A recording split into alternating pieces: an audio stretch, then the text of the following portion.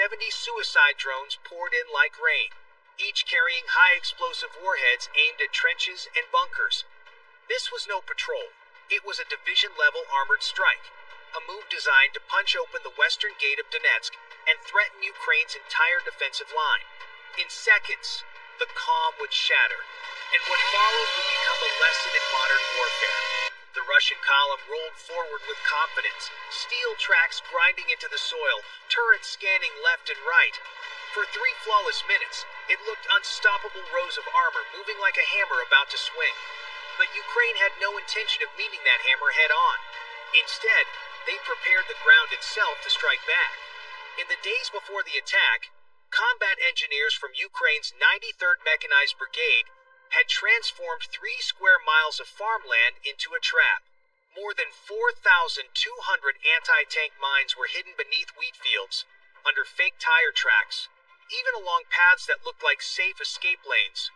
Each device was carefully layered, pressure triggered, heat sensitive, or electronically primed, waiting for the first Russian tank to make the fatal mistake. At 6:43 a.m., that moment came. The lead T-90 rolled onto what looked like a freshly smoothed farm road.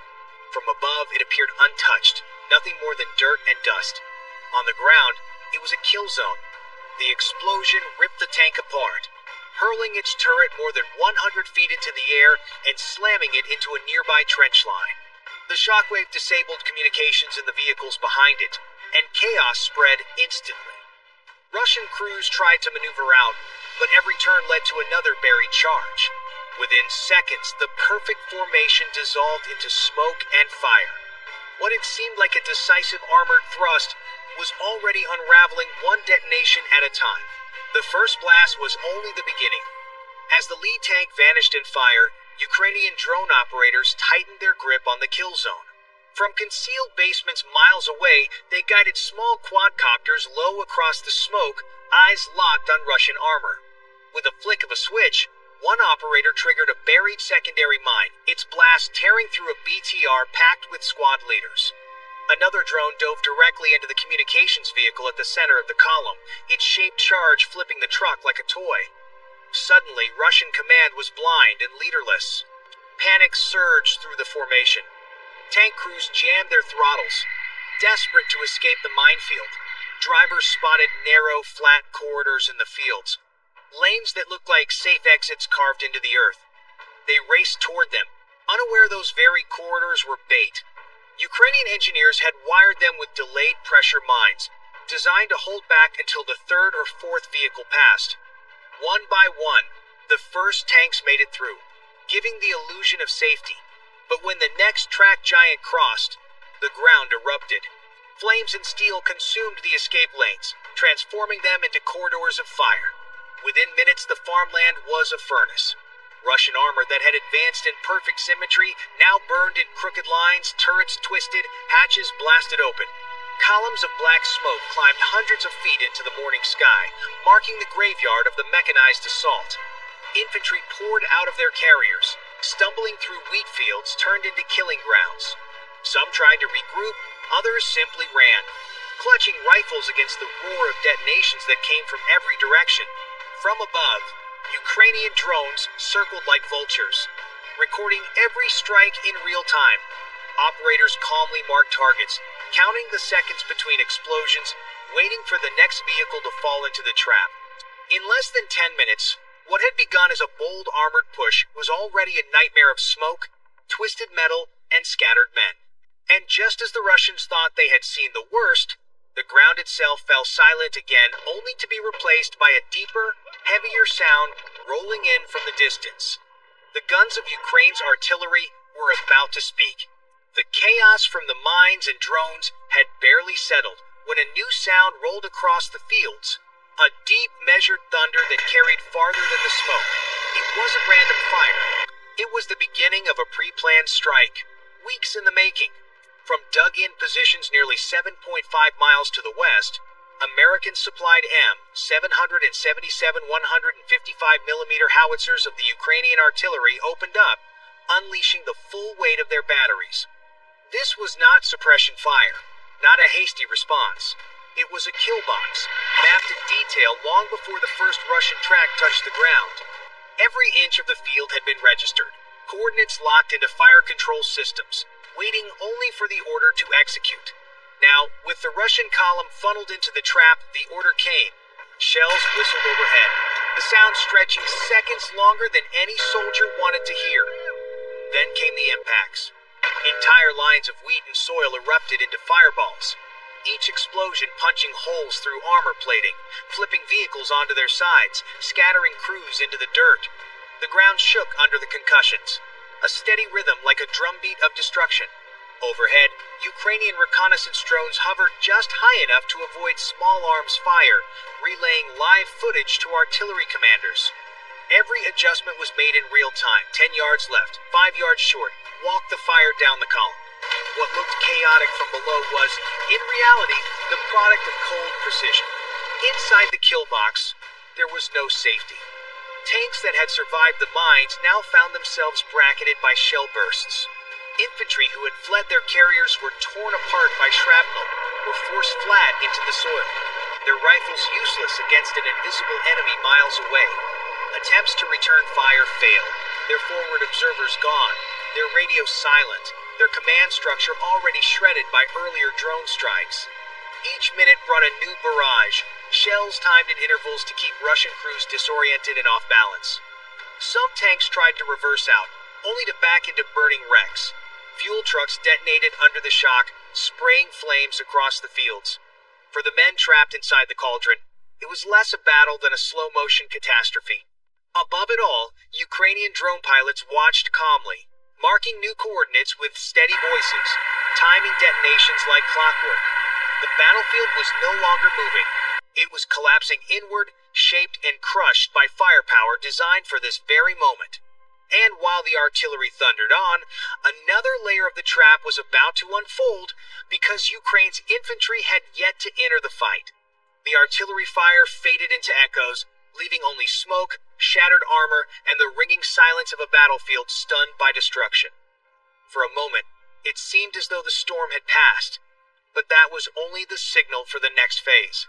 Out from the edges of tree lines, from abandoned grain silos and half-collapsed barns, Ukrainian infantry finally revealed themselves. They had waited until the drones and M777 had broken the Russian formation, and now they moved like shadows across the fields. Armed with javelins, NLAWs, and portable anti-tank launchers, the soldiers struck in short, brutal bursts. Small fire teams on quad bikes and dirt bikes darted between husks of burning vehicles, firing and fading before Russian gunners could react.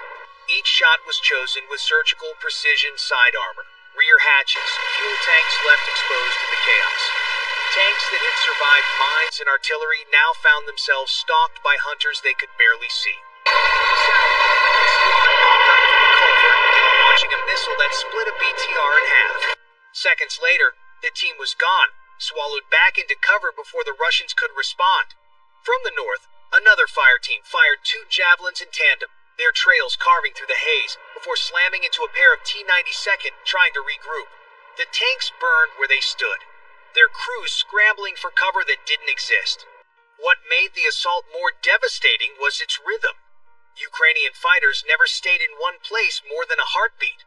They struck, shifted, struck again, each team coordinating with encrypted comms tied into the same drone feeds guiding artillery minutes earlier. To the Russians, it felt less like a conventional ambush and more like being torn apart by ghosts. Commanders tried to rally survivors, but there was no clear axis of control left. Units shouted over dead radios. Platoons drifted without orders, and entire squads broke formation under the weight of fire from unseen angles. By the time the infantry phase reached its peak, the Russian column no longer resembled a fighting force. It was fragments, vehicles burning in isolation, soldiers crouching in ditches, and officers yelling into silence. The hammer Russia had sent west had not just been stopped, it had been shattered, piece by piece, until all that remained was a formation collapsing under invisible hands. And Ukraine was not finished yet. By the time Ukrainian infantry faded back into cover, the Russian formation was already broken. What little command structure remained began to fray with every passing minute. Desperate to salvage control, the brigade commander, Major General Grigori, attempted to push his command convoy across a shallow riverbed to re-establish contact with scattered units. He never made it. A loitering Ukrainian drone, guided with quiet precision, dove straight into his vehicle. The explosion flipped the truck onto its roof, killing the general instantly, and silencing the last effective link in the chain of command. In Moscow, he was still giving orders. On the ground, he was gone. With the commander eliminated, chaos spread unchecked. Russian recovery units tried to send in BMP infantry fighting vehicles to extract survivors, but Ukrainian drones were waiting, one after another. The rescue columns were ambushed, detonated mid-field before they could reach their own men. Survivors were left stranded, crouching beside burning wrecks, their radios filled only with static. Those who managed to get transmissions through called frantically for air support, but the skies over Donetsk were sealed. Ukrainian electronic warfare teams had already blanketed the area, jamming frequencies across the spectrum. Calls for Sukhoi cover or artillery counterfire went nowhere. To the Russians inside the kill zone, it felt like screaming into a void. With command gone, with air cover silenced, soldiers did the only thing they could. They fled. Dozens abandoned their vehicles, some carrying wounded comrades, others leaving them behind. Men dove into irrigation canals, pressed themselves flat in drainage ditches, or disappeared into the smoke with rifles clutched tight and no direction to run. From above, the battlefield looked like something out of a nightmare. Nearly 4.5 miles of farmland had been turned into a graveyard of steel.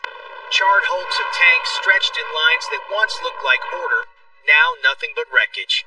Columns of black smoke climbed so high they were visible on weather satellites, thick plumes marking the destruction of an entire brigade. The collapse wasn't sudden. It was total. Leadership gone, rescue destroyed, comms severed. The armored spearhead Moscow promised as decisive had become a shattered carcass in the fields of Donetsk. And yet, even as soldiers scattered and fires raged, Ukraine's trap was still unfolding. The battle was not finished. The destruction of the first wave should have been enough to halt the assault, but Moscow pressed forward. A second wave of armor rolled in fresh T-92nd and fuel convoys sent to the straight into another layer of the trap.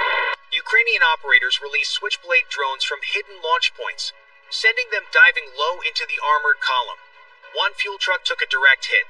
The blast lit the horizon like sunrise, spraying burning fuel across brush and vehicles alike, turning the entire eastern edge of the battlefield into a wall of fire. Into that chaos surged the 92nd Assault Brigade, striking from sunflower fields on the flanks. Small squads moved in fluid bursts, picking off scattered Russian survivors, with anti-tank teams mounted on dirt bikes and quads. Every thrust cut deeper into what remained of the brigade, slicing away at cohesion that no longer existed. For the few Russian crews who tried to retreat, there was no escape. HIMARS rockets slammed into bridges, choke points, and narrow farm roads, sealing off every path westward. As they attempted to withdraw, were caught in kill zones, burning under precision strikes. Overhead, TB-2 drones circled patiently, then dropped glide bombs into the heart of the retreating column. The lid closed. In under an hour, the second wave had collapsed just as violently as the first. What Moscow envisioned as a breakthrough had instead become the coffin of an entire brigade. By the time the fires from the second wave had died down, the outcome was beyond dispute. The Russian 5th Tank Brigade was no longer a fighting force. Dozens of T-92nd and BTRs lay shattered across nearly 5 miles of farmland, their turrets blown clear, their crews dead or scattered. Hundreds of soldiers were killed, captured, or simply vanished into the smoke. Ukraine, remarkably, held its ground without losing a single tank. Strategically, the blow was devastating. Moscow had gambled its strongest armored thrust in Donetsk, hoping to see it crushed in less than a morning. What was meant to prove Russian firepower instead destroyed the illusion of overwhelming strength. For the Kremlin, it wasn't just a battlefield defeat, it was a collapse of confidence, forcing commanders to rethink the very premise of armored assaults in this war. And yet, even in victory, questions linger. Could any armored column survive against Ukraine's layered tactics of drones, artillery, and mines? How would Russia retaliate, and at what cost? One lesson was undeniable. Modern warfare belongs not to sheer numbers, but to preparation, deception, and precision. In the smoke and silence that followed, Ukrainian troops were seen guiding wounded Russian prisoners out of the wreckage, proof that even in the furnace of battle, humanity remained. Above them, in a gray sky scarred by